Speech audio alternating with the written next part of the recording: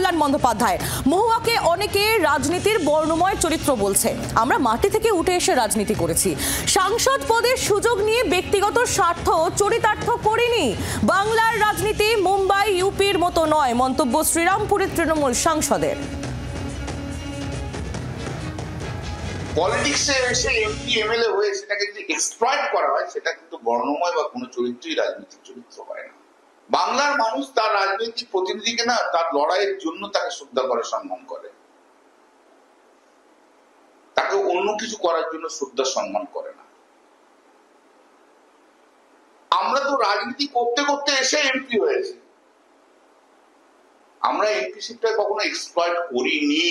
এখনকার নিদর্শন হয়েছে রাজনীতিতে আসবো, এমপি হবো, এমএলএ হবো, তারপর সেই জায়গাটাকে এক্সপ্লয়েট করে নিজস্ব জীবন তৈরি করব, এটা আমি বিরোধী।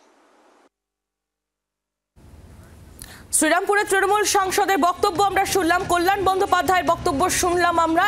এবার এই নিয়ে আরো বিস্তারিত কথা বলে নিই রাজীবের সঙ্গে। রাজীব চক্রবর্তী আমাদের প্রতিনিধি রয়েছেন আমাদের সঙ্গে টেলিফোন লাইনে। রাজীব, ব্যক্তিগত স্বার্থ চরিতার্থ করেনি সাংসদ পদের সুযোগ নিয়ে, একেবারে নাম না করে তৃণমূল সাংসদের এই বক্তব্য মহুয়া মৈত্রর উদ্দেশ্যে এমনই বলা হচ্ছে, ঠিক কেন এই কথা তিনি বললেন?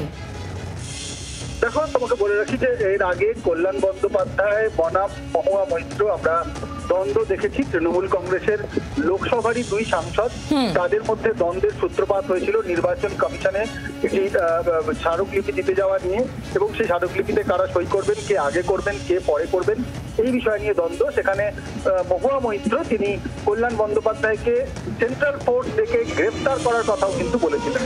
আর তার পরবর্তীতে আমরা দেখেছি কল্যাণ বন্দ্যোপাধ্যায় রীতিমতো তিনি একেবারে তোপ দেখেছিলেন মহুয়া মৈত্রর বিরুদ্ধে। আবারও মহুয়া মৈত্র প্রসঙ্গটি সামনে এসেছে। আমরা জানি যে মহুয়া মৈত্রর নাম না করে কল্যাণ বন্দ্যোপাধ্যায় এর আগে অনেক কথা বলেছেন, কিন্তু নাম না করে বললেও স্পষ্টই যে তিনি কাকে বোঝাতে চেয়েছেন। তিনি রাজনীতিতে বর্ণময় চরিত্র বলছে, তা নিয়ে পাল্টা তিনি যেটা বলেছেন যে আমরা মাটি থেকে উঠে এসেছি, রাজনীতি করেছি, অর্থাৎ আগাগোড়ায় তিনি রাজনীতিতেই পেশা হিসেবে দেখে নিয়েছেন, রাজনীতিতেই তিনি রয়েছেন। এবং সেক্ষেত্রে মহুয়া মৈত্রকে তিনি কটাক্ষ করছেন যে তিনি উড়ে এসে ঘুরে বসেছেন এবং তিনি ব্যক্তিগত স্বার্থ চরিতার্থ করেছেন বহু ক্ষেত্রে। এক্ষেত্রে দেখো, বিজেপিও যে অভিযোগ করেছে মহুয়া মৈত্রের বিরুদ্ধে, আমরা জানি তার সাংসদ পদ খারিজ হয়ে গিয়েছিল, আবারও তিনি জয়ী হয়ে এসেছেন কৃষ্ণনগর থেকে। কোথাও না কোথাও বিজেপির সঙ্গে যে অভিযোগ, সেটি কল্যাণ বন্দ্যোপাধ্যায়ের বক্তব্যের সঙ্গে কোথাও না কোথাও কিন্তু একেবারেই। রাজীব, ধন্যবাদ তোমায়। রাজীব চক্রবর্তী আমাদের প্রতিনিধি ছিলেন আমাদের সঙ্গে। বাংলার আওয়াজ, বাঙালির আবেগ, জি 24 ঘন্টা।